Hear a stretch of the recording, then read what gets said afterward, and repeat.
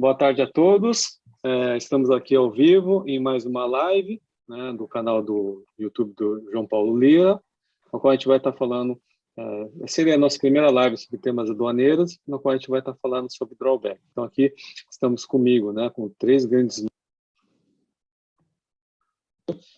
Temos aqui a doutora Rita, o doutor Rosaldo Trevisan e o Pedro Lima, né?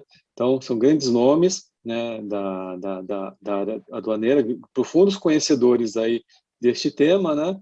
E a gente vai estar falando desse tema, principalmente dessas questões polêmicas envolvendo esse regime, né? Que é um regime aduaneiro especial, cujo o objetivo é incentivar, né, estimular as exportações, né? Ou seja, frente aquelas empresas que fabricam produtos que vão ser exportados, né, e no qual eles dependem de insumos importados, e para evitar a dupla tributação ou uma tributação excessiva na cadeia produtiva, no qual tem que recolher o tributo e depois pedir recuperação. Então, o Estado ele permite que haja a suspensão ou não recolhimento desse tributo, porque o produto vai ser exportado, portanto, vai haver um incentivo nessa exportação. Então, tem uma questão bastante importante, que é a questão do cumprimento ou não do drawback. A gente vê que tem empresas que conseguem cumprir só parte desse regime, e também como é que fica essa questão, se eu perco ou não parcialmente o direito ao incentivo ou não, né? Então, é isso que a gente pretende abordar na tarde de hoje, né? Então, espero que vocês gostem, né, dessa nossa live, que é mais uma dessas que a gente tem praticado, e a sequência qual vai ser? A gente vai iniciar com o professor Pedro Lima, depois com a doutora Rita, e vamos encerrar com o doutor Rosaldo, né? E quem quiser, tiver alguma dúvida, pode mandar aí no nosso chat aqui do YouTube, a gente vai procurar responder, né, para poder esclarecer essas dúvidas. Então, sem mais delongas, vou passar a palavra para o professor Pedro Lima, que vai iniciar a nossa live de hoje, dando uma pimentinha no tema, né, Pedro? Exato. Obrigado, professor Pedro. Vocês estão me ouvindo bem? Estamos ouvindo bem, pode, tranquilo. Obrigado, doutora Rita, doutor Rosaldo, presidente Rosaldo. É uma honra aqui conversar com vocês hoje, profissionais tão notáveis na área aduaneira, no Brasil e no mundo. Pedro, só para falar rápido um pouquinho da história aqui dos nossos principais convidados, né? Sim, é verdade, falha minha. E a doutora Rita aqui. A doutora Rita é sócia do Rondatar, né? O escritório de advocacia, com o doutor Ronda. Muitos de nós da área tributária conhecem, e a Rita é o braço do aduaneiro, né? Foi minha chefe, não direta, mas foi minha chefe, responsável lá pela área no escritório, né? Pós-graduação em tributário também, direito processual civil, pós-graduado em comércio exterior no Mackenzie, em contratos internacionais pelo ESA, e foi membro da Comissão Especial de Direito Aduaneiro, da OAB, né, de 2017 a 2019, e depois membro efetivo. O doutor Rosaldo, nosso presidente de uma turma é presidente para todos, né, presidente? Então, meu presidente também, presidente Rosaldo, foi presidente de turma lá no CARF por muitos anos, uma turma presidida de uma forma muito brilhante, né, com precedentes que são referência no tema, e com uma participação muito ativa, né, um presidente muito ativo. Eu acompanhei, vi de perto, fui até na despedida, né, Rosaldo? E, então, o Rosaldo, gente, não precisa nem falar, né? Também uma das maiores referências em aduaneiro e tributário aqui no Brasil e no mundo. Só para citar algum dos trabalhos, foi encarregado da redação do Código Aduaneiro do Mercosul, né? Membro da Junta Diretiva da Academia Internacional de Direito Aduaneiro. Hoje está como especialista no CARF também, atual, né, Rosaldo? E auditor fiscal de formação. É especialista acreditado pela OMA em matérias aduaneiras e consultor da FMI no Banco Mundial, além de ser doutor em Direito. Então, a palestra aqui é de vocês hoje, né? E vou só fazer, então, uma introdução rápida para o tema. É uma introdução, na verdade, para os subtemas, né? O tema de hoje é o drawback. Deixa eu compartilhar a tela aqui. Vamos lá.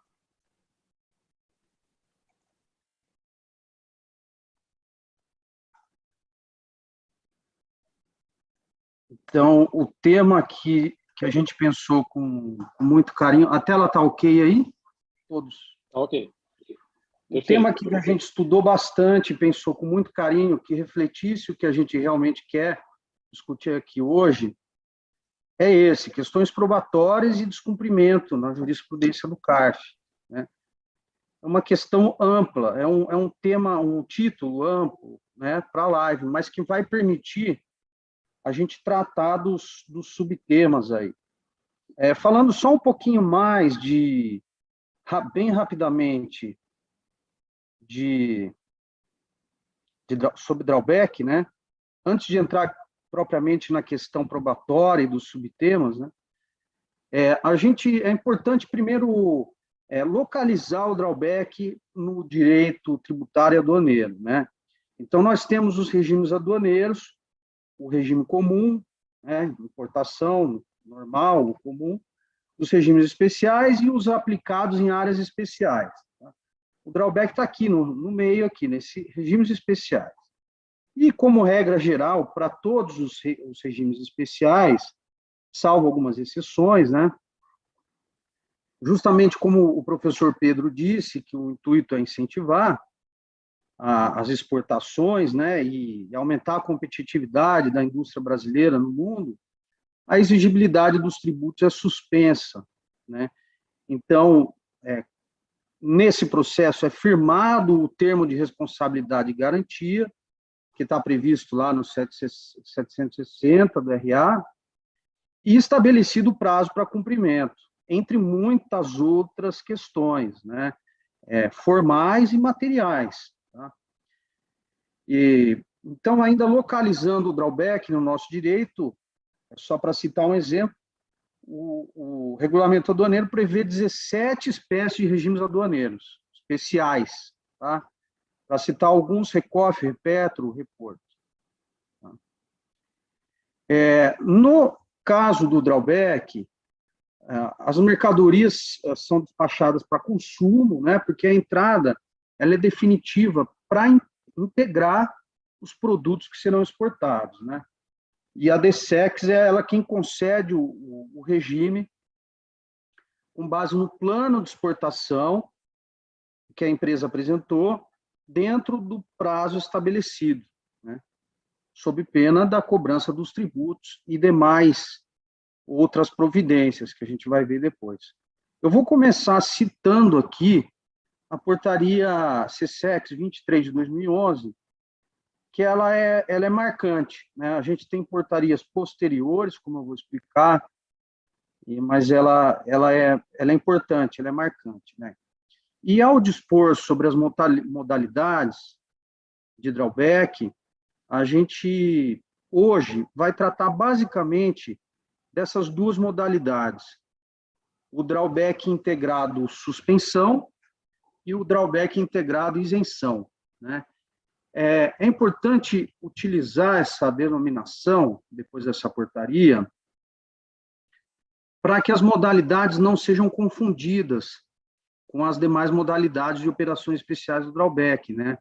Como a embarcação, a para fornecimento no mercado interno, para citar alguns exemplos, porque a função suspensão também existe nelas, tá?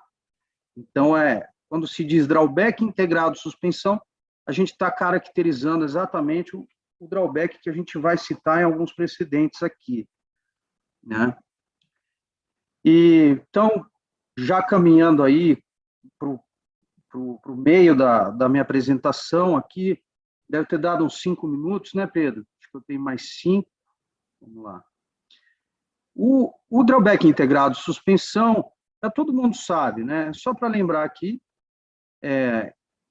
ele permite a aquisição de insumos, tanto na importação quanto em mercado interno, tá? Com suspensão da exigibilidade do imposto de importação, IPI, PIS/COFINS, PIS/COFINS de importação, e o ICMS também. E esse bem que é importado ou adquirido no mercado interno, nessa modalidade, ele obrigatoriamente deve integrar o produto a ser exportado. Tá? O isenção, ele já é um pouco diferente. Tá? Na verdade, ele é o que a gente chama de reposição de estoque. Então, que a empresa, na verdade, ela fez uma operação que poderia ter sido uma operação de drawback suspensão, mas não fez. E aí ela quer correr atrás desse prejuízo. Então, ela quer repor o estoque com o benefício, né? No caso aqui, um detalhe técnico só é que o imposto de importação é isento e a alíquota dos demais tributos citados é reduzida a zero. Né? E aí a gente tem lá o descumprimento do regime, que é um dos temas que a gente vai tratar aqui.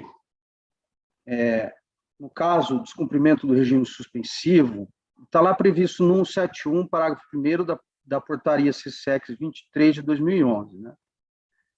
E é assim em toda a legislação, né? Eles preveem o pagamento dos tributos suspensos, no caso do descumprimento do regime, e outras medidas também, como a devolução, destruição das mercadorias. Então, assim, em palavras do dia a dia, o descumprimento do regime é uma situação muito séria, né? E agora, falando propriamente da legislação aí, que vale a pena a gente considerar hoje, né? A legislação do drawback, com a qual a gente vai trabalhar hoje, né? Então, com certeza o Decreto-Lei 37 de 66,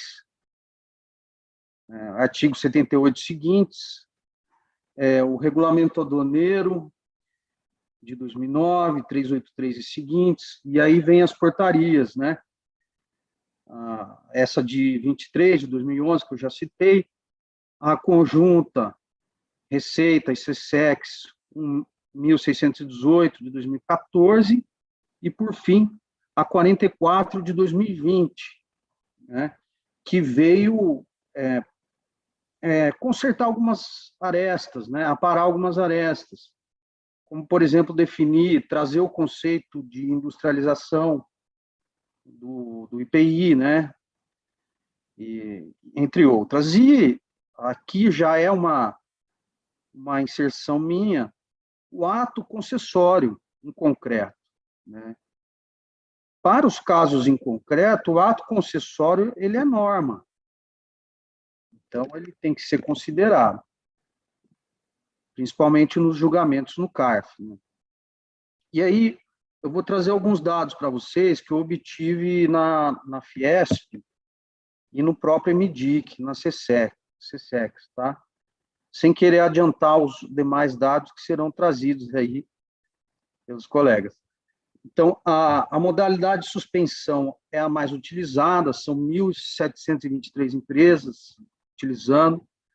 A indústria da transformação, né, versus a extrativa, a agro e outras. Então, a da transformação é que mais utiliza o drawback. Um dado importante aí é que, na soma de 17 setores, a exportação caiu 320% em 2019 e 2020. Né? Em 2020, o Brasil importou 150 bilhões de reais e exportou 210 bilhões de reais, sendo que aproximadamente 20%, 25% das exportações ocorreram por drawback, em 2019, por exemplo. Né? Então, esse é mais um dado aí, para a gente ter uma noção da grandeza e importância desse sistema no Brasil.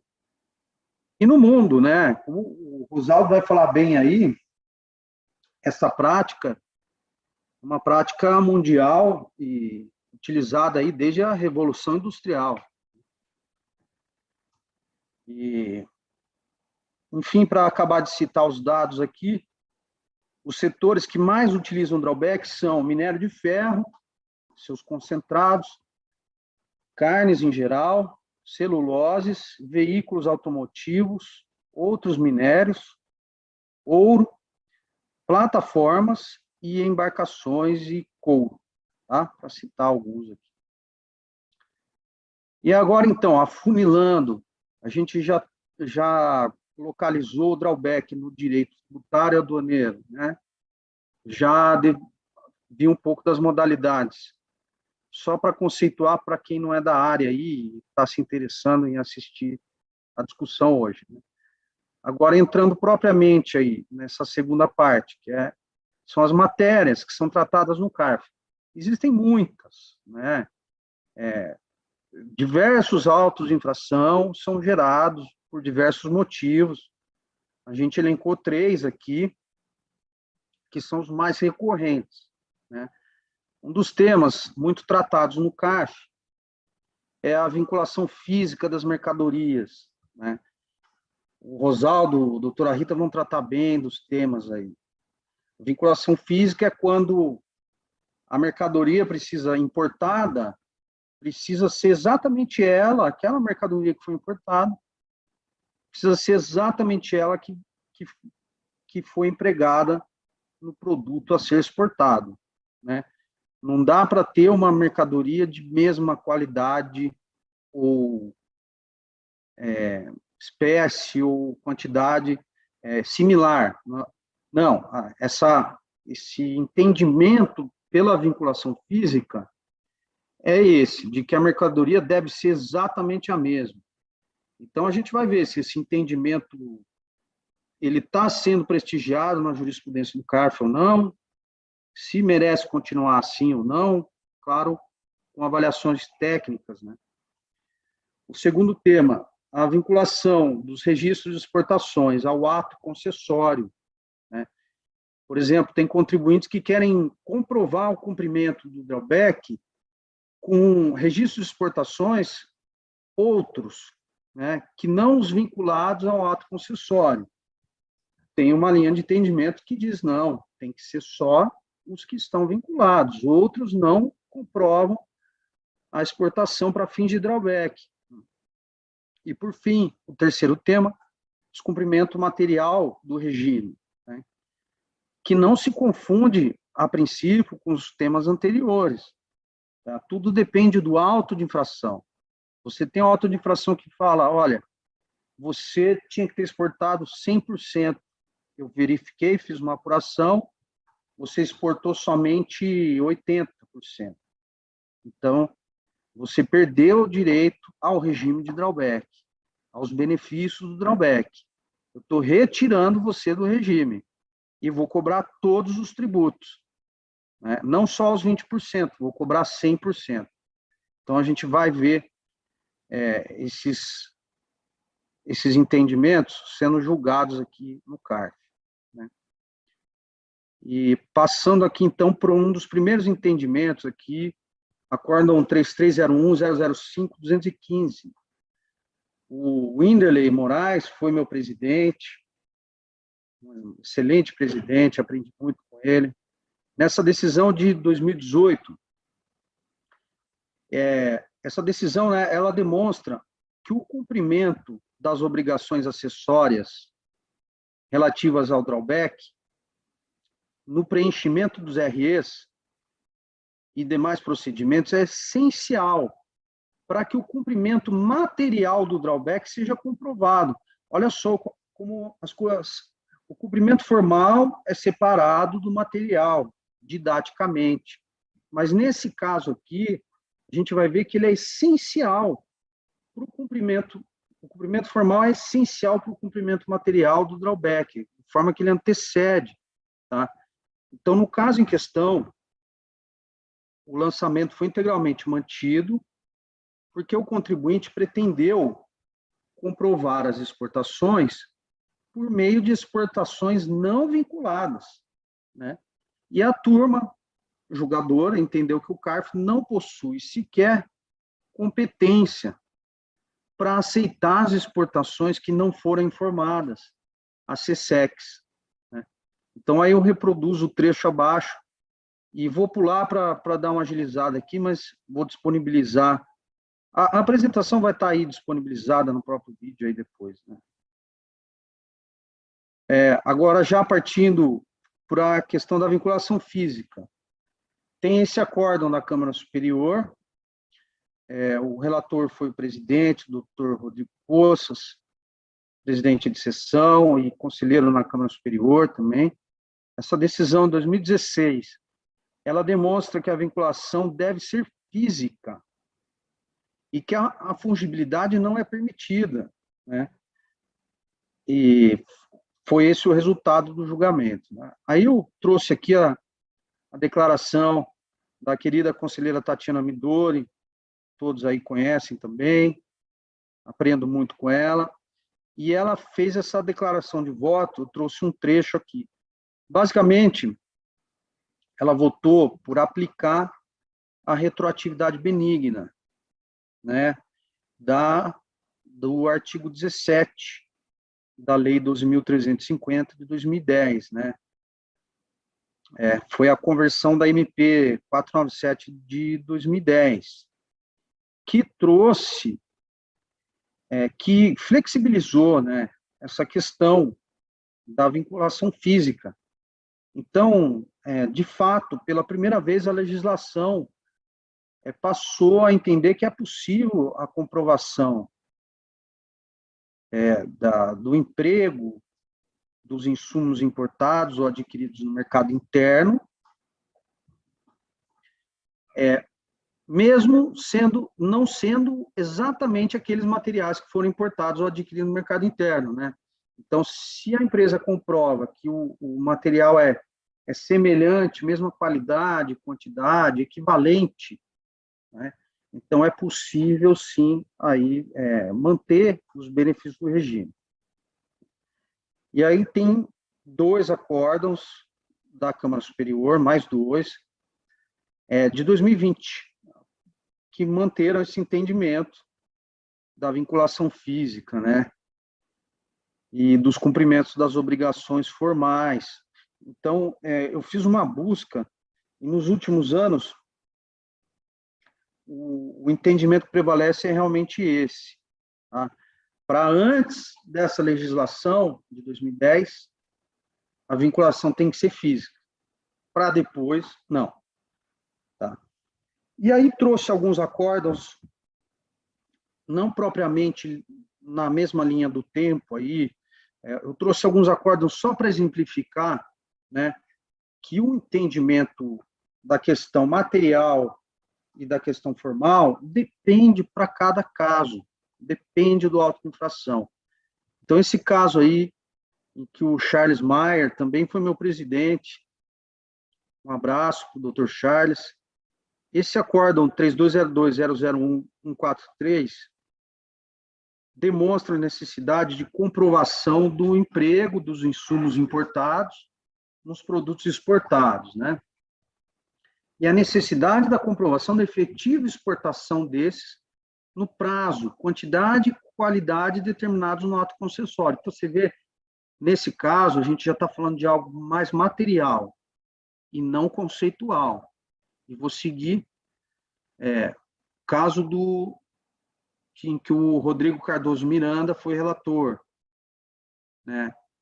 Demonstra a improcedência do auto de infração que pretendeu punir o contribuinte ao afastar o regime de drawback por descumprimento de formalidades que foram sanadas no curso do processo. Então, houve um erro formal no preenchimento dos REs vinculados, tá? Mas o contribuinte, materialmente, ele demonstrou que importou, que empregou os produtos importados nos exportados e que exportou a totalidade desses produtos na quantidade e qualidade acordados, né?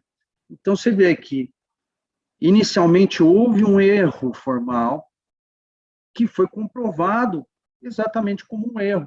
Demonstrou que a verdade material é diferente do que foi declarado nos REs vinculatórios, né?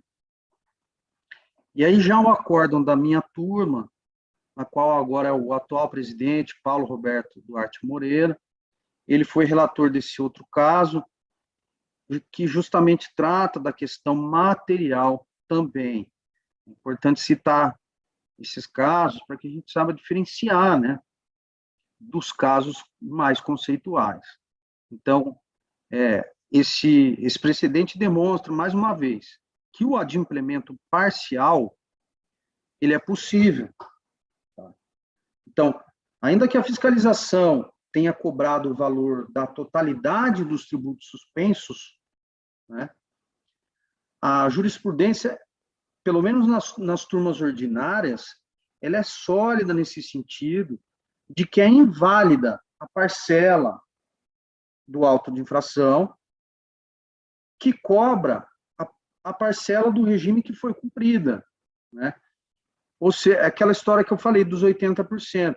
Então, o contribuinte não exportou 20%, né? Ou seja, ele exportou 80%. O auto de infração derruba o regime todo e cobra 100% dos tributos suspensos. Então, nos casos em que esse 80% realmente é possível de identificar que foi cobrado, ou que isso é até incontroverso no processo, as turmas ordinárias elas têm cancelado o auto de infração, os valores cobrados sobre esses 80% que foram cumpridos, né? Então,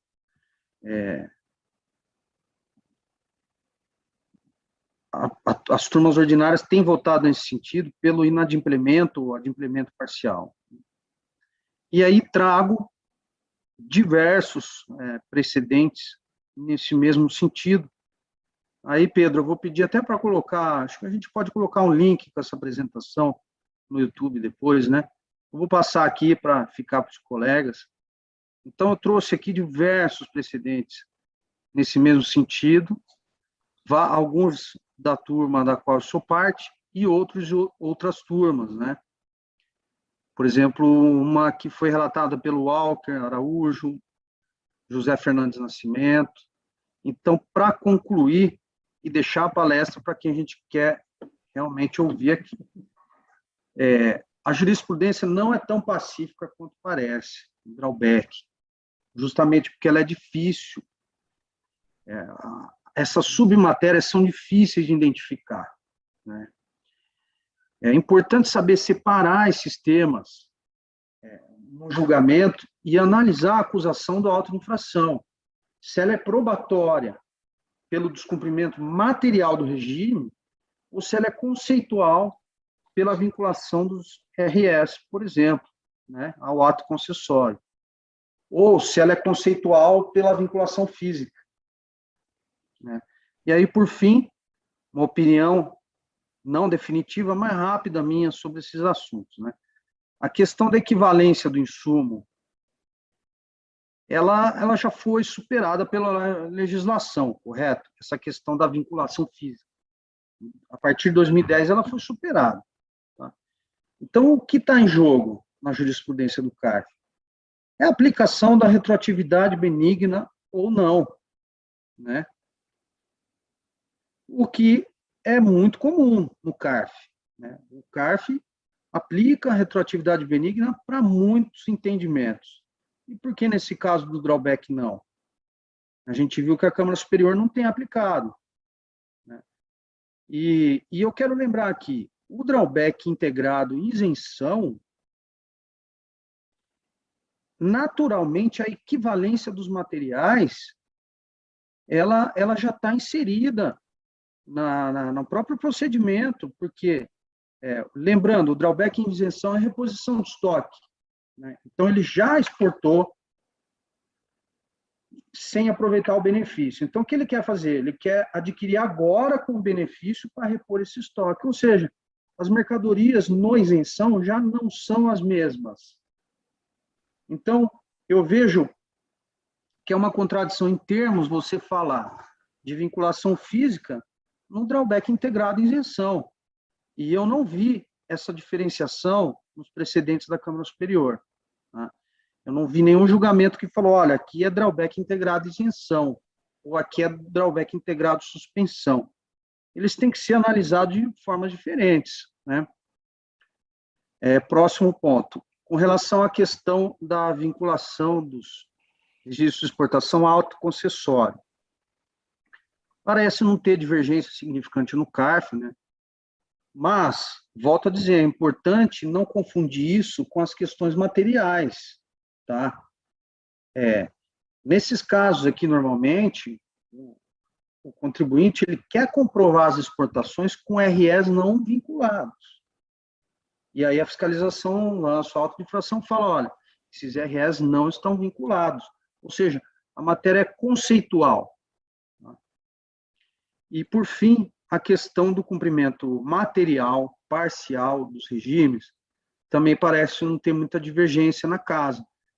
Mas é preciso sempre identificar a descrição da auto-infração, de modo que não exista confusão entre essas matérias. Né? E, então, para encerrar e problematizar aqui a questão, eu deixo as perguntas para os professores. Esses entendimentos, esses 3 entendimentos, essas 3 matérias que a gente vai tratar aqui, elas acabam se confundindo, elas acabam se misturando, elas acabam coexistindo no auto de infração só, né? De modo que o cumprimento de uma exigência formal de valor, por exemplo, ela acarreta toda a perda do benefício, dos benefícios do regime, né? Qual a posição de vocês a respeito desses 3 temas e como vocês enxergam a jurisprudência do CARF sobre esses 3 temas e se concordam com elas ou não? É isso. Obrigado, Pedro. Passo a palavra para a doutora Rita. Né? Tá bom. Obrigado, Pedro. Parabéns pela apresentação, né? Eu já vou te passar a palavra, tá, Rita?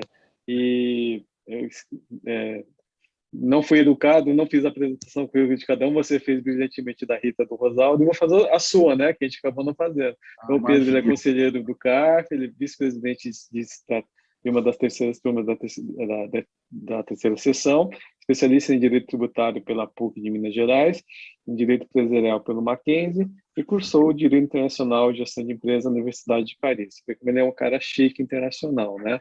Então, ele é totalmente, né, é outro nível. Mas, parabéns aí pela sua apresentação, e realmente você colocou bem a questão da problemática em relação ao drawback, né? Vamos deixar para o final as discussões, né? Para a gente também não ficar alugando muito. Então, eu vou passar a palavra para a doutora Rita agora, que vai dar continuidade, vai fazer a apresentação dela sobre o tema. A palavra é sua, Rita.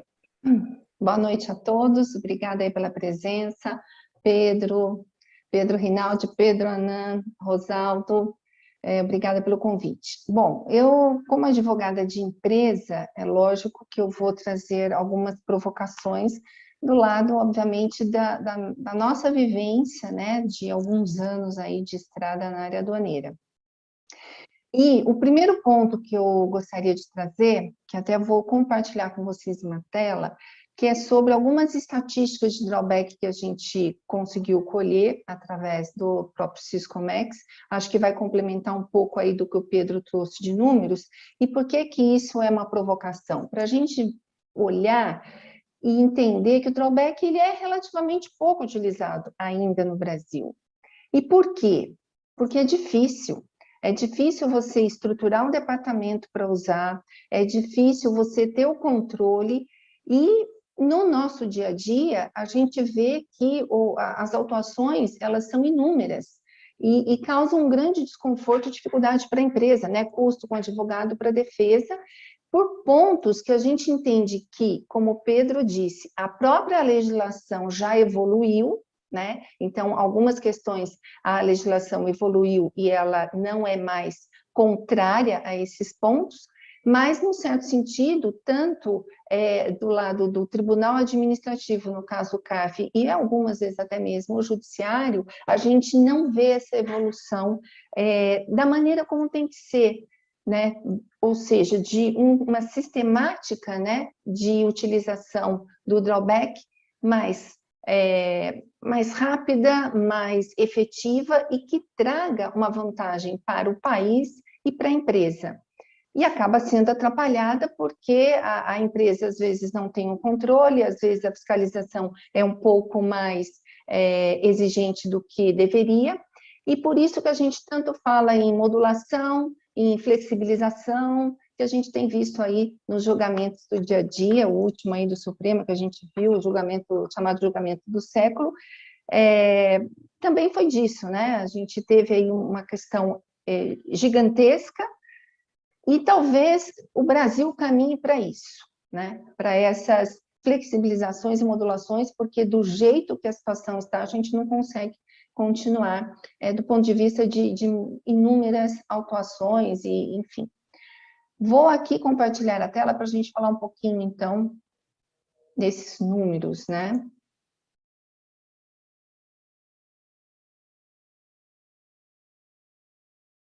Vocês estão vendo? Ok. Então, vamos lá. vendo, sim. Estatísticas de drawback. Então, esses dados são do Siscomex, eles foram publicados em 26/11/2020, mas constantemente são atualizados. Então, a gente olha aqui, peraí. Você Não está no modo colocar exibição, né? não está no modo exibição ainda. É o próximo, é o outro, do lado, o outro. Agora sim. Sim. Deu? Deu. Deixa eu só minimizar aqui, senão eu não enxergo. Então, aqui nós vemos os dados de exportação comparados com os dados de exportação por drawback, certo? Então, o Brasil, como a gente percebe, ele exporta mais aqui nesse verde aqui, os números são muito maiores do que os dados de exportação via drawback. E se a gente olhar aqui nessa linha do tempo, quer dizer, pouco evoluiu e, na verdade, até reduziu um pouco aqui, né? A gente vê que ele foi de 2015 a 2017, num patamar estável, depois teve uma queda em 2018, melhorou um pouco em 19 e em 2020... Bom, 2020 a gente tem aí também, logicamente, as questões atreladas à pandemia, mas, enfim, é bem estático, a gente não vê uma evolução, são sempre as mesmas empresas, depois a gente vai ver aqui mais ou menos os setores, no próximo quadro aqui ao lado, mas são sempre os mesmos segmentos. Então, é mais ou menos esse o panorama, para a gente tentar entender por que é assim já há alguns anos. Aqui a gente está fazendo um levantamento aí de 5 anos. Bom, aqui nós temos no quadro ao lado as exportações de drawback por grupo CUSI, né, que é a sigla de classificação uniforme para comércio internacional. Então, é uma classificação por segmentos. Então, a gente vê as quantidades, né, e os segmentos que mais exportam através de drawback, que é o minério de ferro, carnes, aves, celulose, veículos automóveis, produtos semiacabados, ouro, minérios de cobre, alumínio, ferro-gusa, plataformas, obras de ferro, partes e acessórios, veículos automotores e carne suína. Então, aqui a gente está só especificando um pouco mais, com um pouco mais de detalhes, os dados que o Pedro já tinha trazido na apresentação dele.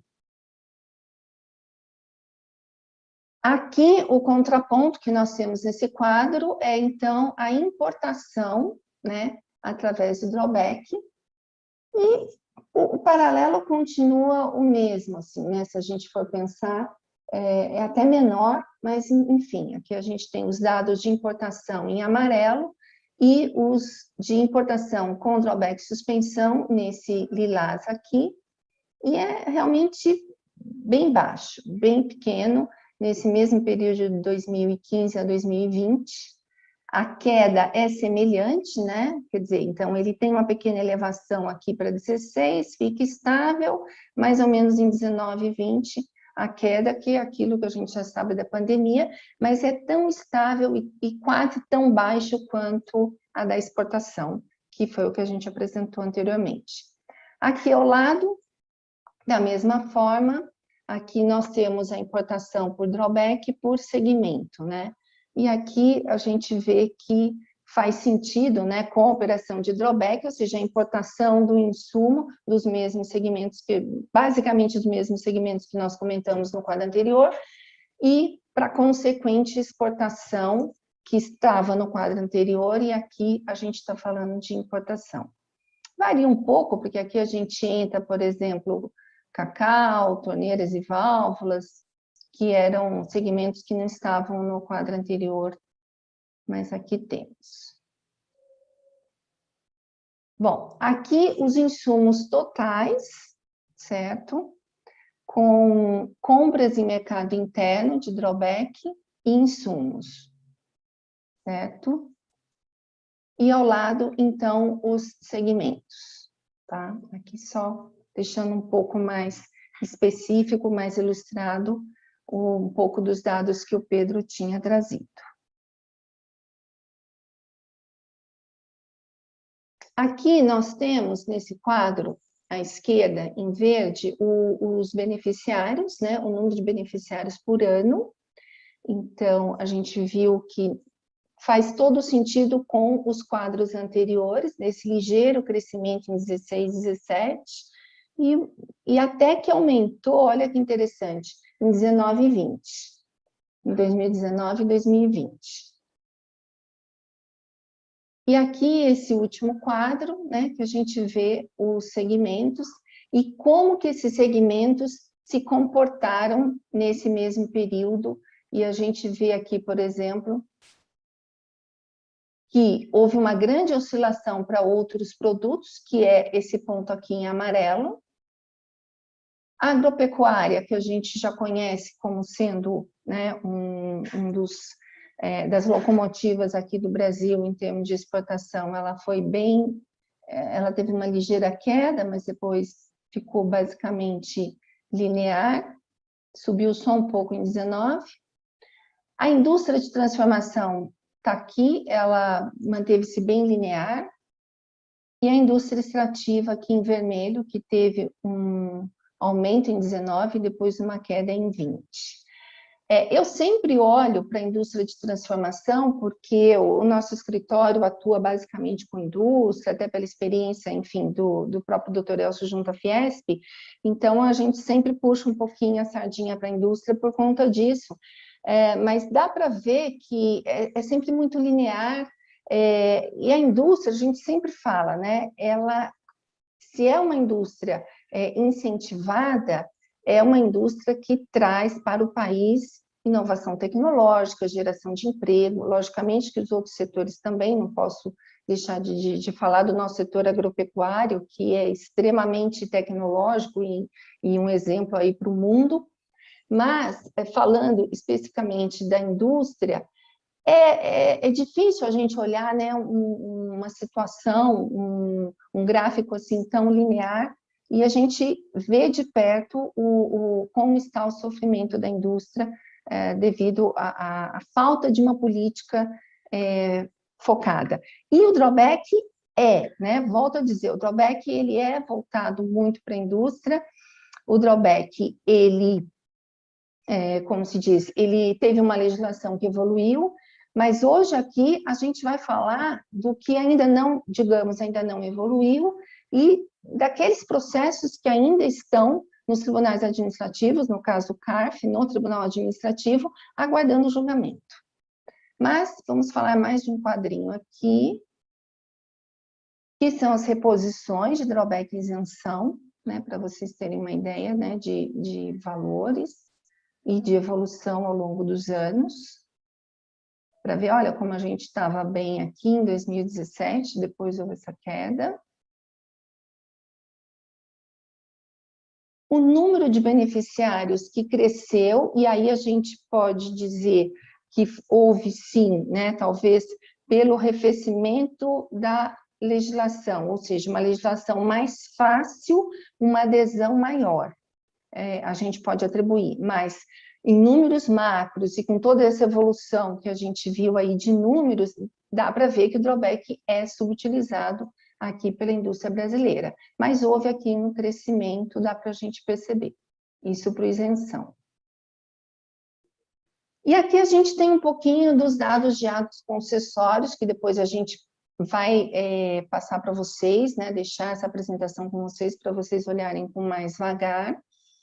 Mas para a gente ver aqui, né, o número de indeferimentos, num total de deferimentos, ou seja, do ponto de vista do órgão da administração, a gente entende que, a partir do pedido, a partir da análise, a grande maioria aqui é deferido. A gente tem poucos indeferimentos, é lógico, talvez em função do despreparo da própria empresa, mas o gargalo da utilização do mecanismo está durante, né, o cumprimento do ato concessório, que é isso que a gente está discutindo aqui, que o Pedro trouxe, e aí que a gente vai ver realmente o gargalo, né?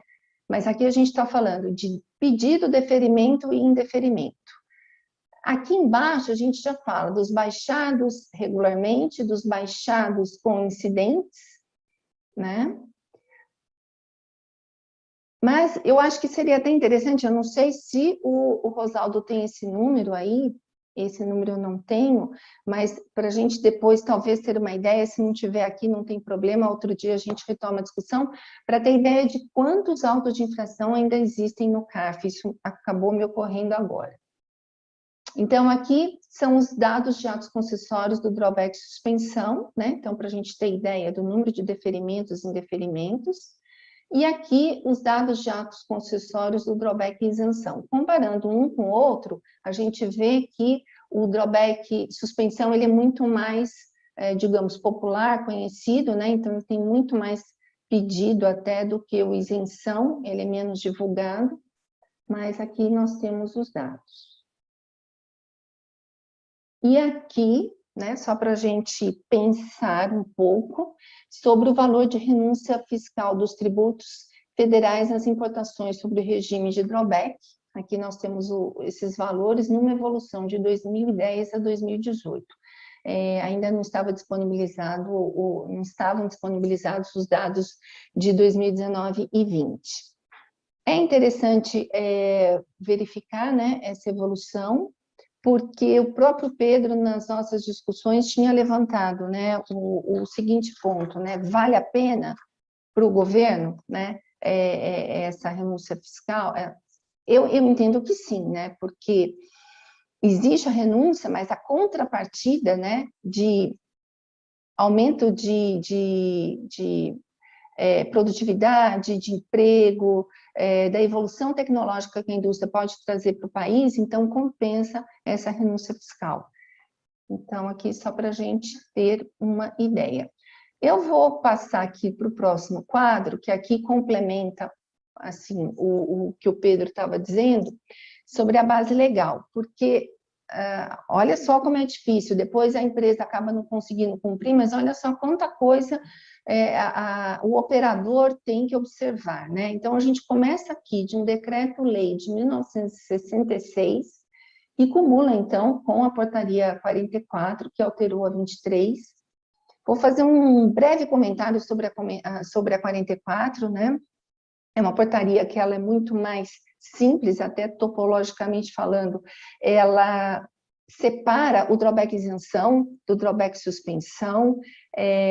A 23, para quem está no dia a dia, né, do direito, a 23 é uma portaria gigantesca, ela trazia outras questões relativas às questões aduaneiras, e o drawback estava inserido com mais de 80 artigos, então isso simplificou bastante a vida do operador, e trouxe alguns conceitos novos, e um deles, que eu acho que é interessante e que foi, de fato, motivo de autuação, é a questão do descumprimento, do eventual descumprimento do ato concessório do drawback, na questão de valor versus quantidade.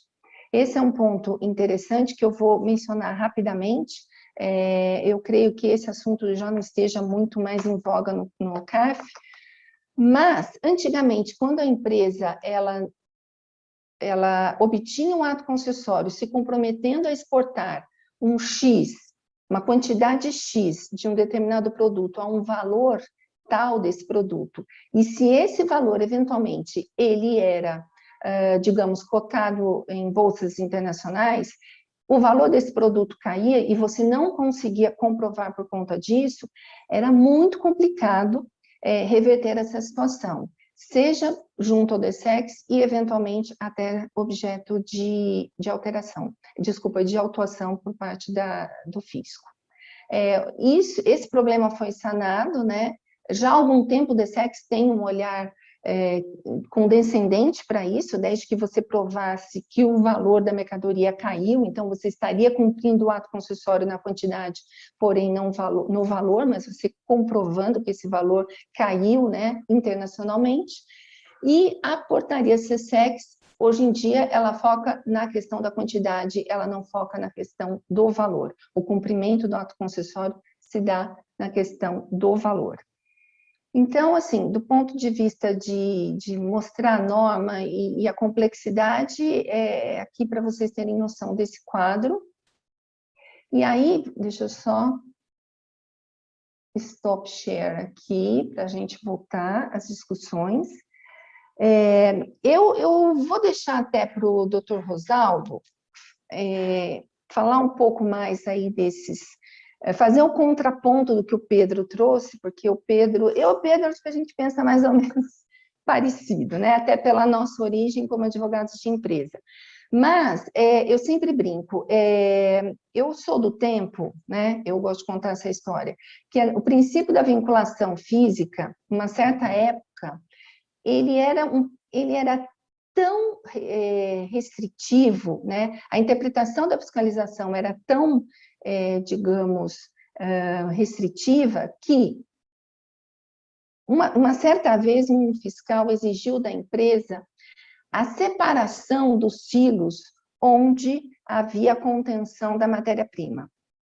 Então, quer dizer, isso foi há muitos anos, eu creio que a interpretação da Receita Federal, nesse aspecto, ela foi também se arrefecendo, mas existe, na minha opinião, um excesso aí de um rigor, né, um rigor legal, não legal, desculpa, mas mais no sentido do cumprimento muito restritivo da norma, que cabe sim ao fiscal, mas ao julgador, eu acho que ele tem que ter um olhar um pouco mais finalístico da questão. O drawback, ele é um regime aduaneiro especial, um instrumento fiscal de estímulo à exportação. Então, a empresa não pode ser penalizada, né? Se, na sua defesa, ela comprova que ela teve a intenção de importar, produzir e exportar, e por algum detalhe, essa exportação, ela de fato ocorreu, mas do ponto de vista material, ela não conseguiu comprovar por um determinado meio, mas por outro ela conseguiu algum tipo de registro, algum tipo de...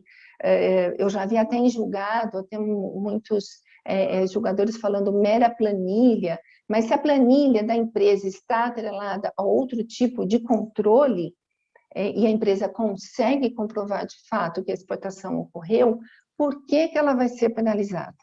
Né? Isso é um desestímulo à continuação da utilização do regime. Eu sempre falo isso em função assim, da gente, como advogado, muitas vezes conversar com a empresa, mas por que você não faz drawback? Medo. Né? Sempre acontece esse tipo de comentário, e a gente, como advogado, lógico, a gente quer explicar, quer ajudar como fazer o controle, mas é o trauma aí das autuações. Então, voltando, né? O drawback é um instrumento fiscal de estímulo à exportação. Redução de custo de matéria-prima é fator de competitividade para o país, para o setor, para a própria empresa, né? E para a conquista do mercado internacional. Essa redução de carga tributária é importante, né? Então, se a empresa consegue comprovar que a intenção dela foi importar, produzir e exportar, então, na minha visão, na minha modesta visão, não há necessidade de que o princípio da vinculação física ele seja tão literal como a gente tem visto em alguns julgados. A fungibilidade, o princípio da fungibilidade, ele pode e deve ser utilizado. Existe aí, como disse o Pedro, né, no julgamento da doutora, agora me fugiu o nome dela, que dá essa data de corte, né, que o entendimento seria que o princípio da vinculação física poderia ser aplicado, mas somente a partir de 2010, em função da Lei 2.350. Então, isso já foi, de fato, um olhar diferente por parte do tribunal, né, administrativo, do conselho, do CARF, mas outros casos também a gente viu no passado em que a empresa foi, de fato, penalizada. Com relação ao descumprimento de obrigações acessórias, eu penso o seguinte, a violação do dever instrumental, ela não pode se converter, não pode converter o simples ingresso físico sem intenção integradora em uma operação de importação. Então, se eu estou operando sob o regime de drawback, o fato de eu ter descumprido a minha obrigação acessória não quer dizer que a minha intenção, a finalidade daquilo tenha se transformado numa operação de importação e, portanto, eu deva pagar por aquela nacionalização ou pelo descumprimento total do ato, né, como bem disse o Pedro. Então, que a gente discuta eventualmente a parcela do ato que eventualmente foi descumprida, mas, na minha opinião, nem assim, porque eu entendo que a obrigação acessória, ela não macula o cumprimento do ato, por essa questão que eu estou trazendo aqui da finalidade, né, do ato concessório, que do ato concessório, não, desculpa, da sistemática do drawback, que é o estímulo à exportação. Eu acho que é isso, né, que eu teria para trazer para vocês, de contraponto, não um contraponto ao Pedro, mas talvez ao que a majoritária jurisprudência do CARF tem trazido, e o reflexo disso no dia a dia das empresas. Eu acho que era essa a contribuição que eu gostaria de dar. Bom, Rita, obrigado pela sua excelente apresentação. Esses dados são muito importantes para mostrar, né, em números, né, e verificar realmente o quanto ele é pouco utilizado por parte das empresas, né, por causa desse medo que o pessoal tem, né, de ser autuado, de não cumprir, né, então falta de controle, criar um departamento só para isso, né, e é uma pena, né, porque ele é um regime muito, muito interessante de estimular realmente isso para as empresas, né. Os dados que você trouxe são bem importantes. Eu achei bacana também ver que a maioria dos regimes são aprovados, né? Ou seja, não há restrição nisso tudo, e o problema realmente é o cumprimento, né? E agora, para a gente poder, né, finalizar com chave de ouro o nosso evento, né, vamos passar a palavra para o professor Rosaldo, né, que vai nos dar mais uma aula aí referente ao tema, tá, Rosaldo? Então, seja bem-vindo, passo a palavra para você. Obrigado, Pedro, obrigado pelo convite, obrigado, Pedro Rinaldi e a Rita, por dividirem essa conversa sobre drawback aqui. Sou entusiasta em relação a regimes aduaneiros especiais, especificamente em relação a regimes aduaneiros econômicos, como esses voltados a operações de industrialização. Acho que eles são importantes para todo e qualquer país que deseja exportar e que deseja exportar produto industrializado e não matéria-prima, né? É o que todo mundo deseja. E eu quero, como em todas as minhas intervenções, em todo e qualquer evento, iniciar com o tradicional disclaimer, né? Tudo que eu falo aqui, obviamente, não representa nenhum desses órgãos nos quais eu atuo, a Receita, Banco Mundial, Organização Mundial das Aduanas. Quem está falando aqui é Rosaldo Trevisan, expressando a opinião de Rosaldo Trevisan.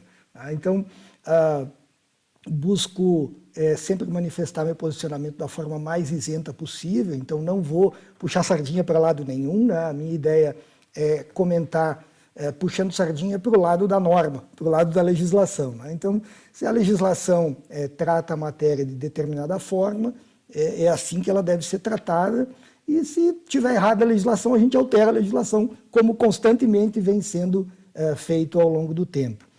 Tive a oportunidade de participar de vários desses processos de alteração de legislação, do regulamento, de algumas dessas leis e de algumas normas internacionais.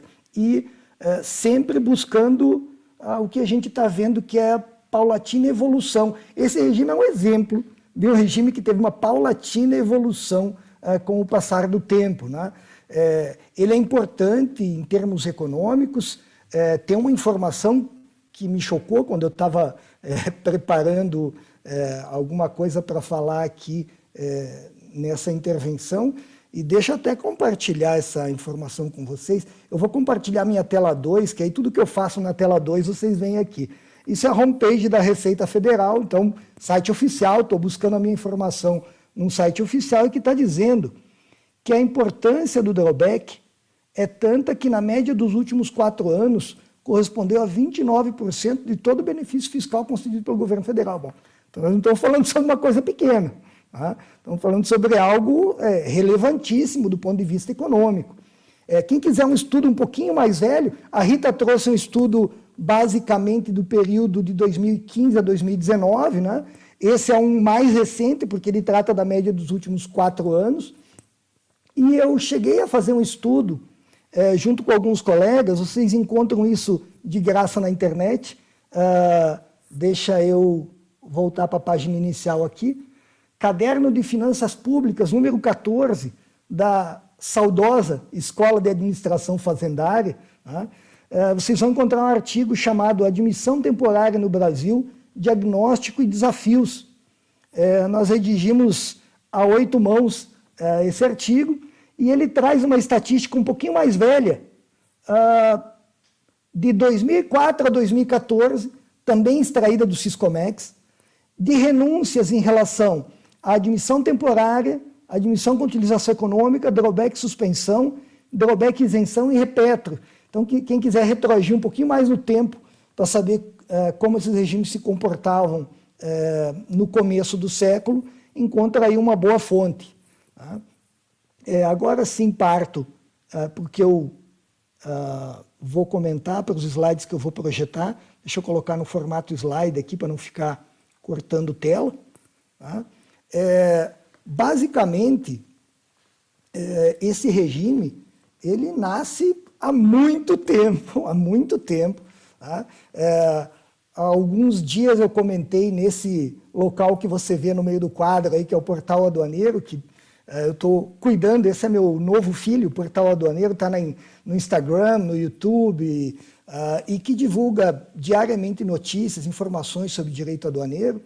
E quem acompanha viu há alguns dias a origem do drawback no mundo, que foi no livro das Riquezas das Nações, do Adam Smith. A primeira menção ao drawback que a gente encontra é na obra do Adam Smith, uma obra liberal, e claro que com o conteúdo de drawback que a gente tem mundialmente, que é como restituição total ou parcial dos tributos que porventura houvessem sido pagos quando entrasse a matéria-prima no país. Tá? Então, tradicionalmente, drawback significa restituição, tanto que é pleonástico falar drawback restituição. Essa modalidade que a gente tem no Brasil, chamada de drawback restituição, ela é pleonástica, né? Porque drawback é restituição. Tá? Então, aqui a gente acabou criando 2 outras modalidades, e tem uma historinha para essa criação das 2 outras modalidades. Né? Então, a minha ideia é comentar sobre essas modalidades, a evolução legislativa básica, rapidamente, e aí a gente partir para alguns casos da jurisprudência do CARF. Tá? A evolução legislativa do drawback no Brasil, ao contrário do que muita gente imagina, que ele foi criado no Decreto-Lei 37, em 1966, isso não é verdade. Ele existe desde 1936. Quando ele nasceu como está na obra do Adam Smith, ele nasceu como restituição, não pensava ainda. É claro que, como a própria Rita expôs, e eu concordo com ela nesse aspecto lógico, né? Entre eu importar partes e peças, pagando tributo, fabricar um produto final e exportar e depois pedir de volta o que eu paguei, e, alternativa B, eu importar essas partes e peças pagando, e depois trazer uma segunda leva sem pagar, que é o drawback isenção, me parece melhor eu trazer a segunda leva sem pagar. Agora, se você me der uma terceira opção de, quando eu trouxer essa matéria-prima, eu já poder não pagar o tributo, ou seja, ao invés de eu pagar e pedir de volta, de eu pagar e pedir uma reposição desse estoque, e de eu nem pagar, bom, é óbvio que eu quero nem pagar. Então, faz sentido que o que foi comentado muito bem pela Rita, que o drawback suspensão é o mais popular. É claro que é o mais popular, porque entre pagar e pedir de volta, pagar e repor e nem pagar, é razoável que você imagine que a empresa opta por nem pagar, né? Então, essas modalidades não nascem ao mesmo tempo. Em 1957, tem a primeira norma legal que prevê e que usa a palavra drawback no Brasil, e que é regulamentada em 1961 só para restituição e suspensão. Ainda não existia isenção. Em 64 é que passou a figurar essa classificação tripartida que a gente adota até hoje, de restituição, isenção, e ainda não usava o nome isenção, usava o nome franquia, que era o nome que existia na nova consolidação da Lei das Alfândegas e Mesas de Renda de 1894. Então, a gente adotou essa mesma denominação, e tudo isso deu origem à base legal que a gente conhece, que é o Decreto-Lei 37 de 1966, e que, cá entre nós, não usa a palavra drawback. Pode procurar, pode entrar lá no 3766 e dar uma busca na palavra drawback, você não vai encontrar. Por quê? Porque essas duas modalidades aí não são drawback. Se você sair das fronteiras do Brasil e disser que a gente tem drawback aqui, alguém vai pensar que você está falando de restituição, porque fora das nossas linhas fronteiriças, drawback não significa nem suspensão e nem isenção. Isso é uma criação nossa, e a gente acabou largando esse regime para essas duas hipóteses. Esses regimes existem em outros lugares do mundo? Sim, mas com nomes diferentes. Tá? Então, como que se chama o que a gente tem aqui como o drawback suspensão? Mundo afora, você encontra inclusive na Convenção de Kyoto revisada, o aperfeiçoamento ativo. O aperfeiçoamento ativo equivale, não àquilo que a gente chama no Brasil de admissão temporária para aperfeiçoamento ativo, que é um dedinho de uma das mãos do que significa aperfeiçoamento ativo no mundo. Mas, dentro do que a gente classifica mundialmente como aperfeiçoamento ativo, a gente tem vários regimes no Brasil. Admissão temporária, aperfeiçoamento ativo, o repetro, quando trata de industrialização de embarcação, o drawback, suspensão, o recoff. Todos esses regimes têm um objetivo de importação de matéria-prima para industrialização e exportação do produto final acabado. Então, interpretar que só o drawback busca isso é um erro conceitual também. O drawback é uma das formas de aperfeiçoamento ativo que existe no Brasil.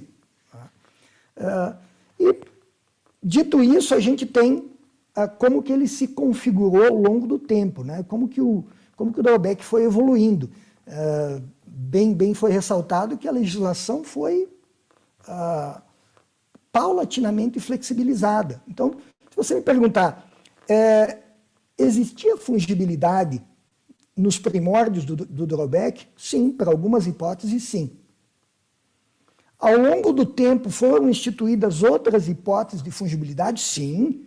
A gente sempre, há mais de década, a gente tem drawback para matéria-prima que a gente sabe que não vai sair do país junto com o produto final acabado. Tá?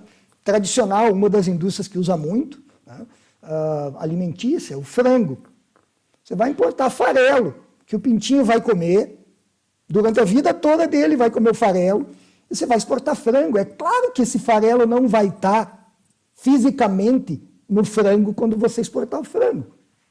Então, a questão de você não ter uma necessária inserção de todo o produto final acabado de toda e qualquer matéria-prima que veio para o regime no produto final acabado, sempre esteve ressalvada na legislação.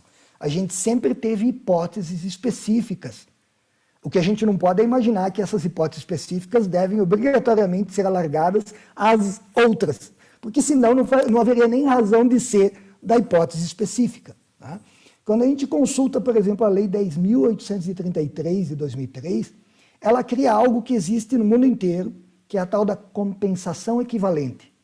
O que é a compensação equivalente? É a fungibilidade. É a possibilidade de eu usar um produto equivalente na exportação de um outro que eu importei e acabei consumindo, ou acabei utilizando por uma outra finalidade. A gente tem regimes no Brasil que nem precisariam ser criados em face dessa possibilidade de compensação equivalente. Um exemplo, REPEX. O que é o REPEX? Uma admissão temporária de combustível e que eu vou exportar em contrapartida um combustível equivalente, não aquele que eu importei. Isso é uma compensação equivalente dentro do regime de admissão temporária. Da mesma forma, no drawback, passou a ser possível compensação equivalente em alguns casos, e que acabaram sendo estabelecidos na legislação. Aliás, a legislação acabou estabelecendo, inclusive, casos de drawback para mercadorias que não vão para o exterior, que ficam no país. É o caso do drawback para embarcação. Então, a gente tem uma aparente deturpação do objetivo, né? Se o drawback é um regime destinado à exportação, a gente tem também a possibilidade, claro que num caso justificado e aprovado em lei, tá? Que é a possibilidade de drawback para embarcações que acabam ficando no mercado interno. Com o passar do tempo, a gente acabou tendo também a fungibilidade e também não de forma alargada, né? Que a gente passou a ter uma fungibilidade tanto para suspensão quanto para isenção. É claro que na isenção o produto que você vai usar na segunda pernada, vamos dizer assim, no regime, nunca é o da primeira, faz parte do próprio pressuposto do regime, né? Mas na suspensão isso passou a ser admitido e passou a ser expressamente admitido na legislação e foi incorporado ao regulamento aduaneiro e foi a disciplina dessa fungibilidade ou dessa compensação equivalente foi delegada, foi atribuída a uma norma complementar conjunta da Receita e da SESEX, que é uma portaria. Hoje a gente tem duas portarias conjuntas, uma para o regime de isenção e uma para o de suspensão. Como a gente trabalha no CARF com passado, né? Então o Pedro trouxe várias normas e quem está assistindo a gente aqui e está habituado com o dia a dia atual, pode pensar, pô, a gente está falando besteira, está falando em RE, nem existe RE mais, agora na DUI a gente não usa mais a terminologia RE, ou vai falar, poxa, foi falado da portaria SESEX 23 de 2011, a parte de drawback dela está toda revogada, integralmente revogada, tá? Então ela não é aplicável hoje. Foi falado de drawback isenção integrado ou suspensão integrado, a norma atual não usa mais essa terminologia, embora as portarias ainda usem, a portaria, tanto a de isenção quanto a de suspensão, ainda usam a palavra integrado. Tá? Mas a nova portaria voo solo, da SESEX, né, optou por não usar mais esse termo. Por quê? Porque sim, eles quiseram chamar de um outro nome, apesar de a norma conjunta da SESEX com a Receita usar o nome drawback integrado. Tá? Então, isso é ruim quando os órgãos começam a adotar cada um o nome que quer para a mesma coisa, isso é ruim, tá? A gente não deveria fazer isso. As competências são distintas, a gente sabe que nas modalidades de isenção e suspensão compete a SESEX conceder o regime, mediante um ato concessório, e nesse aspecto eu vou aproveitar as palavras do Pedro, e eu endosso essas palavras, que o ato concessório é um contrato entre as partes. Ele deve ser cumprido tal qual ele foi acordado e estabelecido. Então, um ato concessório, ele espelha aquilo que você se comprometeu a partir de uma matéria-prima, exportar um produto final acabado. Então, muita gente tenta alargar até demasiadamente O regime fala, não, o importante é exportar.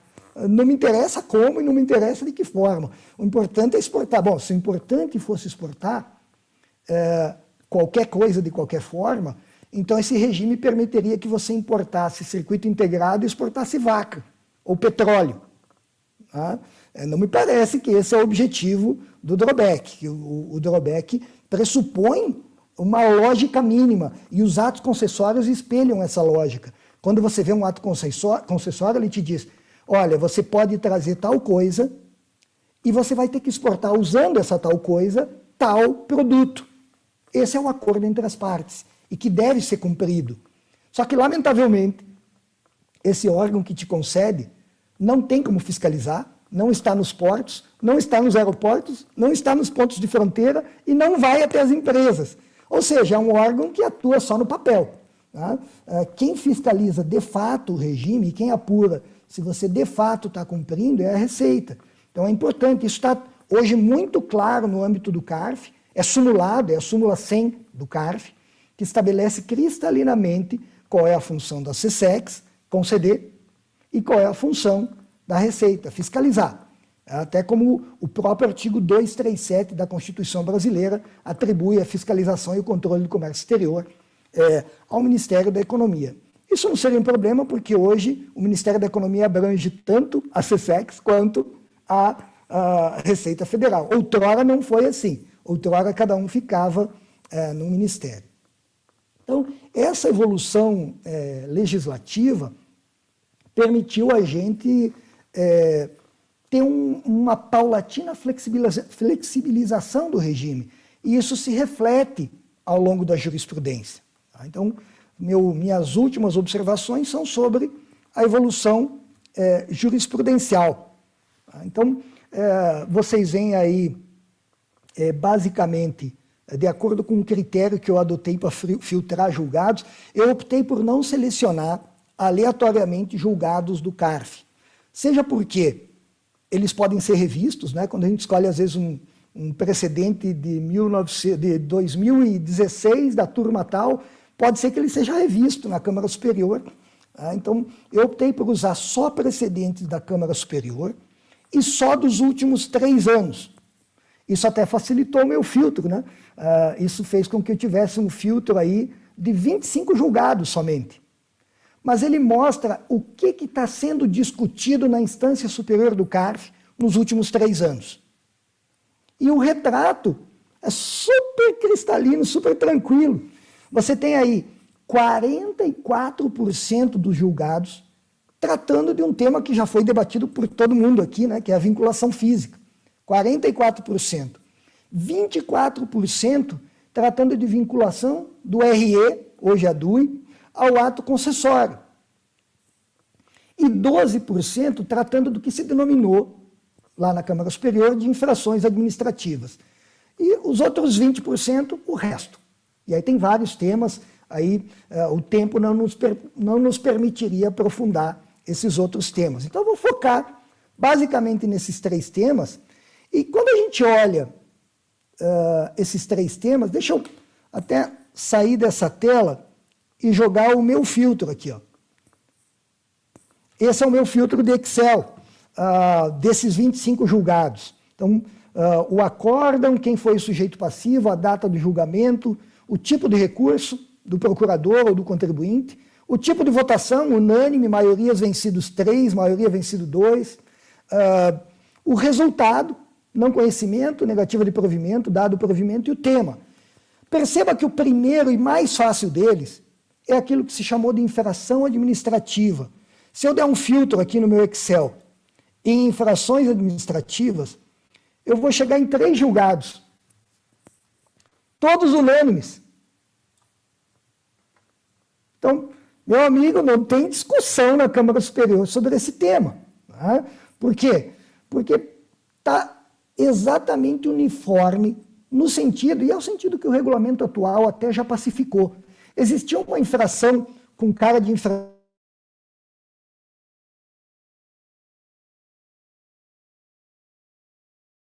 de controle administrativo das importações, multas por falta de LI, ele tratava de outros. Então, não existe mais penalidade por outros. Tá? E são essas que o CARF está unanimemente derrubando. Uma delas aqui, eu selecionei, as em amarelo foram aquelas que eu selecionei para comentar. Está mantendo o que foi decidido num acórdão, no julgamento, inclusive que eu participei, turma 3401, foi uma das turmas em que eu atuei no CARF. Então, esse primeiro tema é super tranquilo. Tá? O segundo tema, que é vinculação DRE ao ato concessório, agora eu volto para o PowerPoint.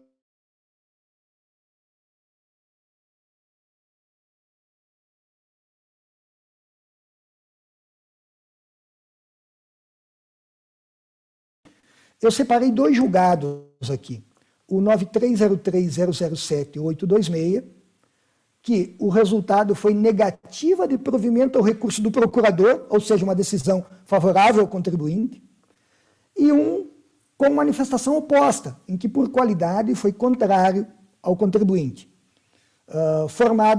Julgamentos tomados pela mesma turma, com um conselheiro de diferença, ou seja, o problema não foi composição, a divergência entre um e outro não foi devida à composição. Num deles foram vencidos 2 conselheiros e no outro a votação foi por qualidade. Num deles foi mantido o acórdão base e no outro revisado. Qual é o problema? Que existia em um e não existiu no outro. Então, por isso que a gente não pode generalizar, olha, toda vinculação DRE ao ato concessório é formal. Não. Então, esse é um tema formal? Pode ser. A resposta é pode ser. Nem sempre é um tema formal. A gente tem que descobrir nas circunstâncias do caso, né? E aí, também tratando, agora resvalando em outro tema que o Pedro comentou, é possível um descumprimento parcial? Eu nem vou me alongar nisso. A resposta é sim, conclusiva. É claro que é possível um cumprimento parcial. Não vale nem alongar nessa discussão. É possível. Se você cumpriu 80% ou exportou 80% do que se comprometeu exatamente com as matérias-primas compromissadas, ora, você cumpriu 80% do regime, acabou. Agora, o que a gente teve aqui nesses casos e que distinguiu um do outro, em um deles, houve notoriamente um mero lapso. E a empresa conseguiu comprovar isso. Como? E essa era a observação da Rita, né? Desde que eu consiga comprovar por outros meios, poxa, mas o que são outros meios? Todos aqueles em direito admissíveis. Não é? Se eu conseguir comprovar por algum meio a exportação, e seria interessante que houvesse uma infração, uma penalidade menos forte do que essa, por um mero descumprimento formal, seria, sou defensor disso. Sou defensor, não acho que mereça ficar impune um descumprimento formal. Tá? Mas uma penalidade mais leve que essa, né? Uma penalidade mais leve do que você entender que foi descumprido o regime. Agora, se dessa falta de vinculação ao RE resultou uma não comprovação do regime, e você não conseguiu provar por nenhum outro meio, você só consegue fazer aquela prova que a CSEX topa, que é a prova do papel. Assim, no meu papel aqui diz que eu cumpri. Isso não é provar. Isso não é provar. Então, para mim, esses casos de vinculação de RE ao ato concessório, eles não podem ser analisados do tipo nunca ou sempre. Não é possível a gente fazer uma análise do tipo tudo é formal, isso é sempre formal. Não é sempre formal. Tem que ser analisado caso a caso e pode ser que seja um lapso. Mas de quem é a obrigação de provar que foi um lapso? Do contribuinte. É um benefício. Ele está gozando de um benefício. É uma obrigação dele comprovar que de fato foi um lapso. E se ele comprovou e convenceu o julgador, perfeito, vai acontecer o que aconteceu aqui nesse precedente. Tá? Então, essa segunda questão ela é mais probatória do que meramente de direito. Tá? Então, acho que a gente deve evoluir, a legislação deve evoluir para quando eu comprovar que foi algo meramente formal, ter uma penalidade, só que uma penalidade mais leve, que é a interpretação do descumprimento. E partindo para o último dos casos, que é talvez aquele mais debatido, eu vi aqui em termos percentuais é o mais debatido, que é a vinculação física. Mas muito cuidado com isso também, porque grande parte das defesas travestem o descumprimento de mera não vinculação física. Então, cuidado, cuidado. Se você der uma busca nos julgados pela expressão vinculação física, você vai achar um montão. Se você começar a ler um a um os processos e descobrir onde que realmente a discussão é sobre fungibilidade e vinculação física, você vai ver que 80% estava embromando, 80% não está discutindo vinculação física. Está se aproveitando disso para tentar defender um descumprimento de fato do regime. Então, muito cuidado, não saia também festejando vinculação física em todos os possíveis descumprimentos de drawback. Tem que ser olhado o caso concreto, e se o que aconteceu foi realmente, eu importei aquela matéria-prima que eu me comprometi a importar, eu exportei o produto final que eu me comprometi a exportar, só que por alguma forma não bate uma coisa com a outra temporalmente. E a gente vê isso, né? Nesse caso aqui, que é um caso em que eu atuei na instância de piso, que é o 9303007178, a gente tem situações curiosas de exportação do produto final acabado antes da importação da matéria-prima. Bom, então eu tenho um drawback fantástico aqui, porque eu consegui exportar o produto final antes mesmo de importar a matéria-prima. Eu fui vencido na turma base aqui, no acórdão 3403003146, por interpretar que essa situação não era prevista no regime, pelo menos naquela época não era prevista no regime, e o acórdão acabou sendo revertido na Câmara Superior, mais ou menos nos moldes que era o meu voto vencido na turma base, né, que era a adoção das portarias na estrita observância de seu texto. Nós tivemos uma lei que permitiu a portaria flexibilizar e a portaria o fez. As pessoas que tinham um ato concessório anterior a essa portaria têm que cumprir a regra, lembra de novo, hein? É um contrato, o ato concessório é um contrato.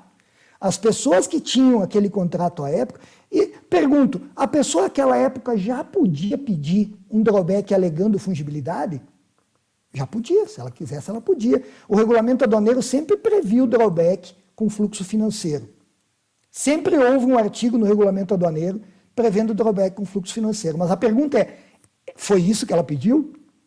Ou o que ela pediu foi importar matéria-prima para exportar um produto final que inclui essa matéria-prima?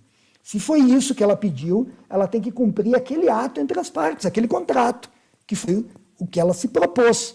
Tá? Então, interpretar que existe uma retroatividade nessas normas em primeiro lugar, descumprir a própria norma, porque a própria norma diz que ela se aplica a partir de. Tá? Então, interpretar que, apesar dela dizer que se aplica a partir de, ela se aplica também antes de. Tá? Então, você ler a norma não concordando com o que ela está efetivamente dizendo, e também não concordando com o que deu origem a essa norma, né? Que é uma norma legal que permitiu, uma norma legal não autoaplicável, ela só passou a ser aplicável a partir dessa portaria. Então, a gente tem que ter cuidado com duas coisas em relação à vinculação física.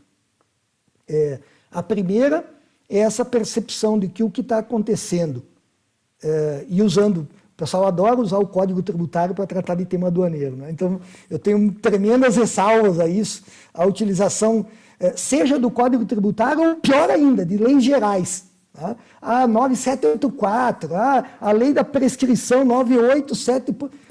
Assim, a gente tem uma disciplina específica de direito aduaneiro no Decreto-Lei 3766. Uma específica tributária no Código Tributário. E a gente tem realmente uma área de intersecção entre elas, que são os tributos incidentes. Nessa área de intersecção eu concordo em usar ambas. Tá?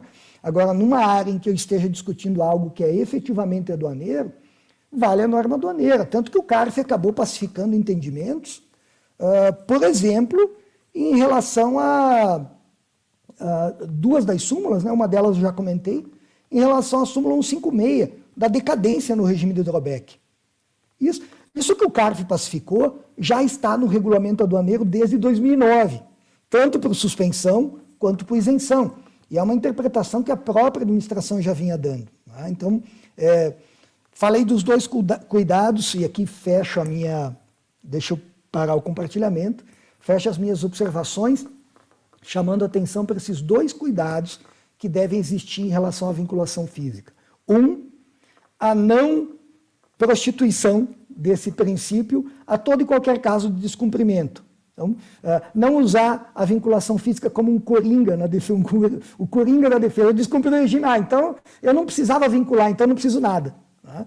E o segundo, que é a questão da retroatividade. Essa sim deve ser objeto de debate, é o que vem sendo debatido na Câmara Superior há algum tempo e vem prevalecendo hoje, em 100% dos julgados que eu analisei dos últimos 3 anos, vem prevalecendo a data de corte. Tá? Eu me alinho a esse entendimento da data de corte e que a norma se aplica ex nunc. Tá? Então, que ela é aplicável proativamente, não retroativamente. Agradeço mais uma vez pela oportunidade de conversar sobre esse tema e fico totalmente à disposição para esclarecimento de dúvidas e debates.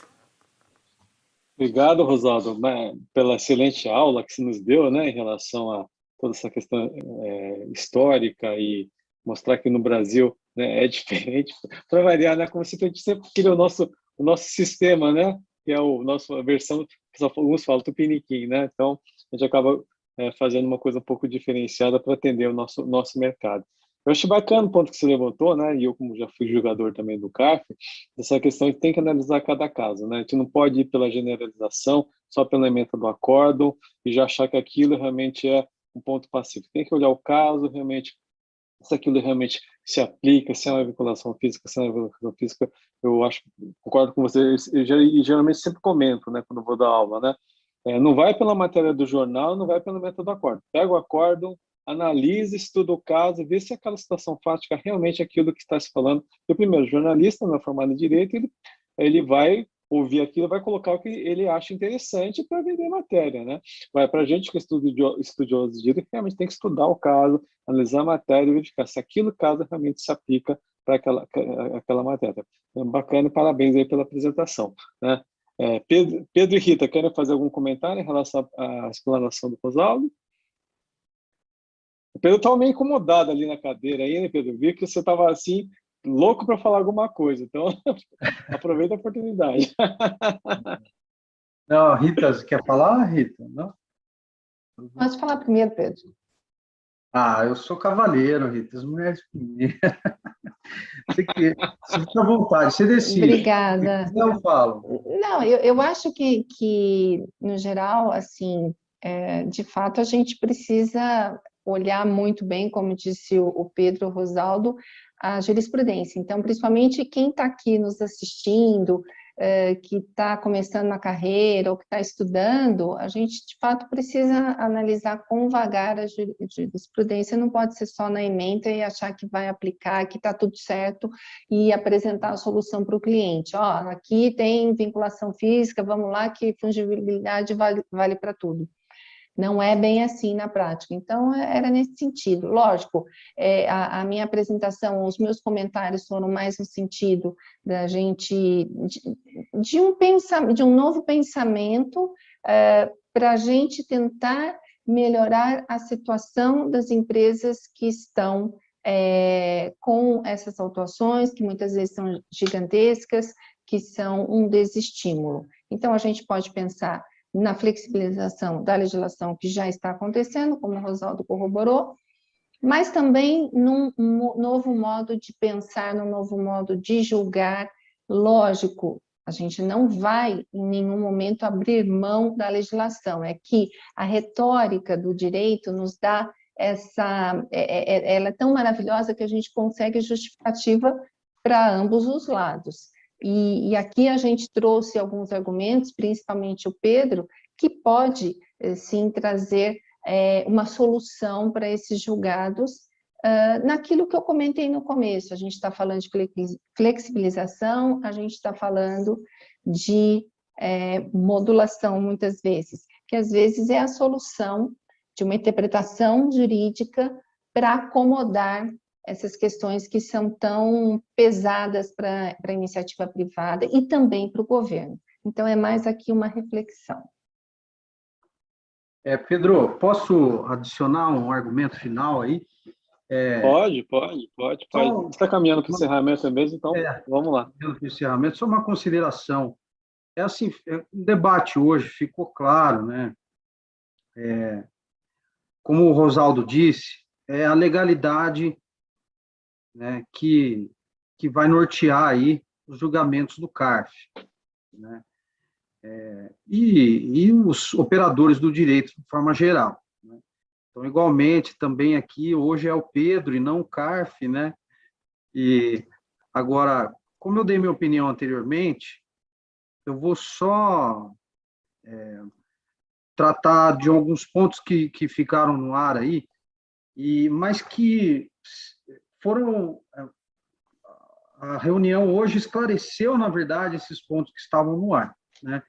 Então, o que é importante na análise do drawback, né? Na análise de casos que estão em julgamento no CARF, que tratam de drawback. Primeiro, considerar a legalidade, né? Então, como o Rosaldo disse, a Câmara Superior do CARF, a terceira turma, ao julgar drawback, tá? Ela tem que se debruçar justamente sobre a possibilidade da aplicação da retroatividade benigna ou não, né? E se a lei é expressa em dizer que o efeito é ex nunc e não ex tunc, né? Isso tem que ser considerado, essa questão legal expressa, né? Teria que se fazer uma análise, qual norma prevalece mais nesse caso? A definição do 116 CTN, que é da retroatividade benigna? Não, me fugiu agora.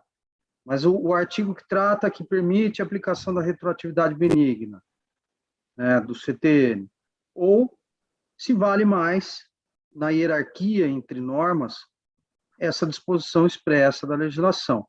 Lembrando que, na maioria dos casos, ou se não em todos, né, os casos em que o CARF aplicou a retroatividade benigna, ela aplicou sobre uma lei que teve vigência expressa a partir de tal data também, né? Ou seja, toda norma, toda lei que é publicada, ela tem uma data de vigência, né? Passa vigência a partir do dia tal. E a retroatividade benigna, o que ela faz? Ela curva para trás essa data de vigência, expressa ou não. Então, pessoalmente, eu entendo que é possível, inclusive para os casos de drawback integrado de suspensão. E, por fim, com relação ao drawback isenção, eu entendo que não precisaria nem aplicar a retroatividade benigna, justamente porque a equivalência do produto é na natureza do próprio drawback isenção, que é uma reposição de estoque, né? Então, teria que se analisar, se for drawback isenção, se aplica a equivalência do produto, né?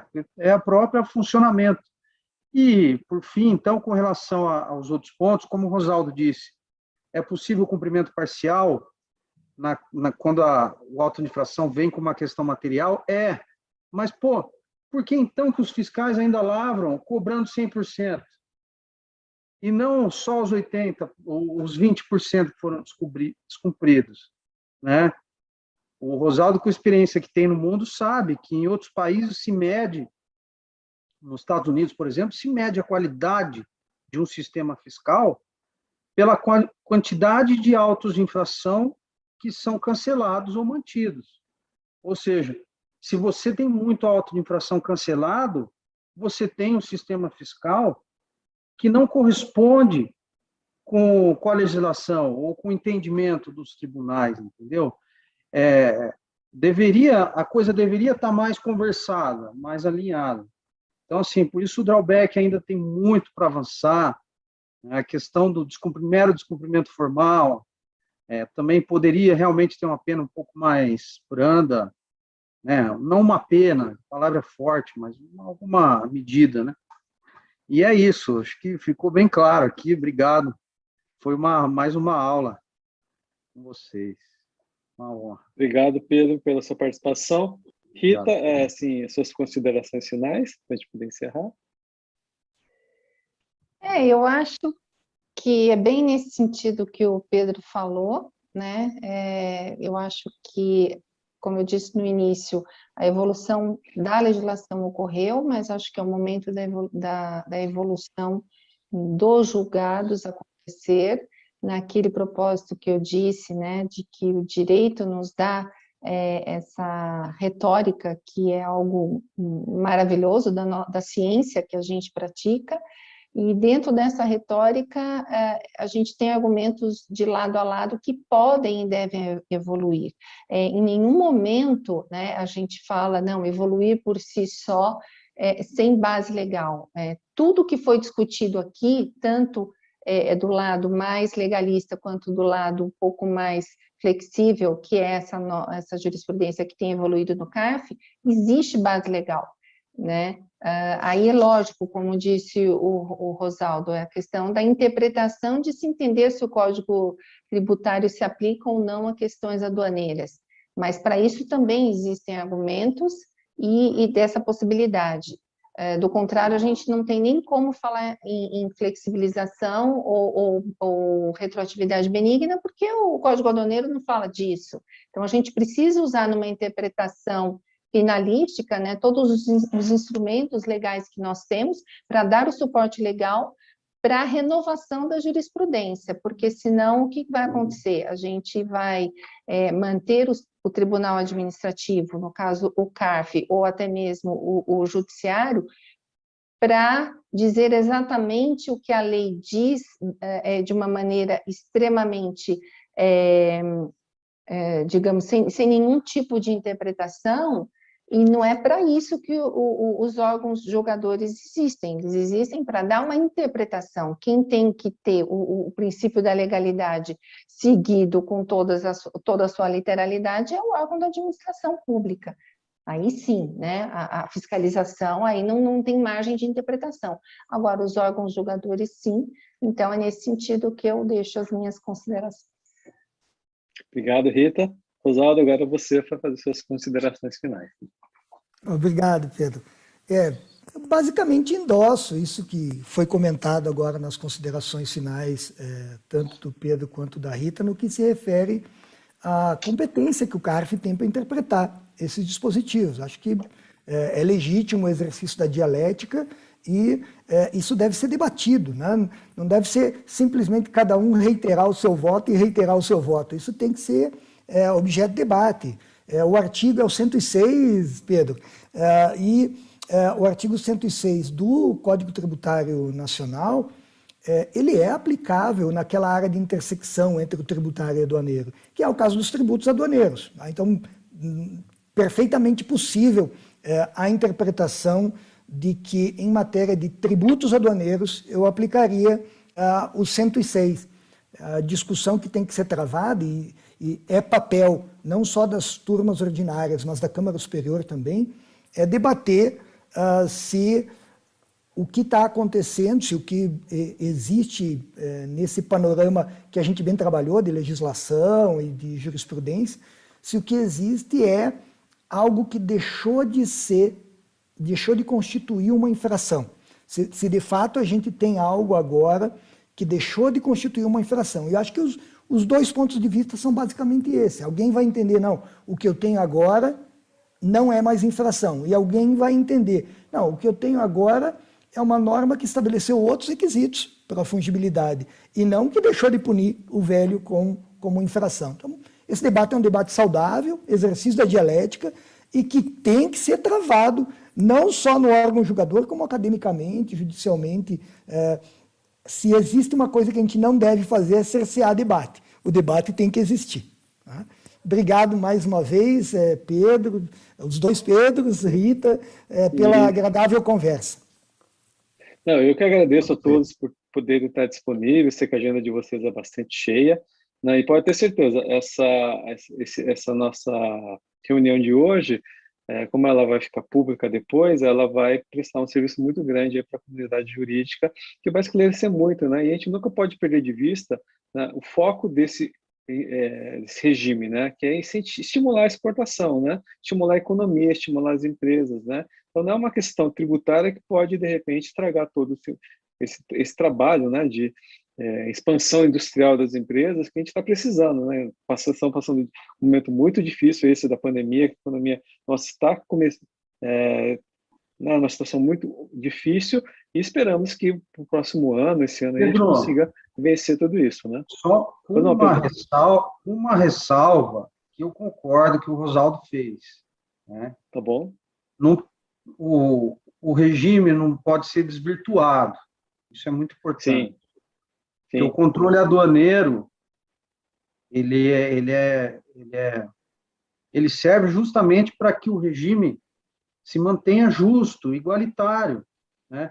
Porque senão você vai ter lá os que se aproveitam do regime e os que realmente cumprem, né?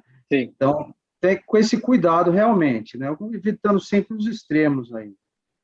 Sim. A gente não pode generalizar, né, Pedro? Nunca, né? É. Então, isso é para coisa de gente séria, empresa séria, empresa que está preocupada com fazer um trabalho social, um trabalho econômico, de gerar emprego, de aumentar a economia e realmente fazer o país crescer. Eu acho que isso realmente é importante. Não o pessoal que quer aproveitar do regime para fazer traquinagem, né? Eu acho que isso em país no mundo a gente tem que admitir esse tipo de coisa.